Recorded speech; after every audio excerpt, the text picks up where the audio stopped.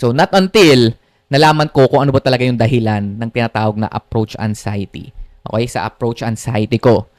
Hindi dahil mababa ang social skills or hindi dahil introverted ako.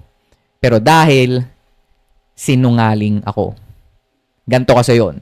So, you might want to watch this full video kasi ito talaga yung secret sauce. So, anxiety is fueled by negative thoughts and excuses. For example, inassume mo na agad na busy siya o hindi kanya type. Or, inassume mo na agad na bastos ka kapag kinausap mo na lang siya bigla o kapag nagbato ka ng mga flirt, nag-escalate up ka. Every time na meron kang gustong sabihin o gawin pero hino-hold back mo at hindi mo sinasabi, para kang nagsisinungaling sa sarili mo. It is a form of self-betrayal and self-abandonment.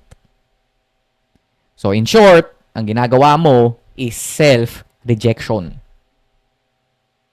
So this will affect you in your soul level, making you lose the ability to connect to women dahil disconnected ka mismo sa sarili mo. So paano ka makakabuo ng connection sa ibang tao kung sa sarili mo mismo merong disconnect?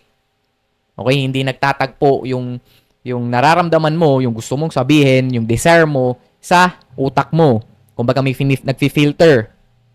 Okay? Na pinipigilan ka lagi nito. So, ang nangyayari is mas kontrolado ka ng anxiety mo, mas kontrolado ka ng utak mo kesa sa desires mo.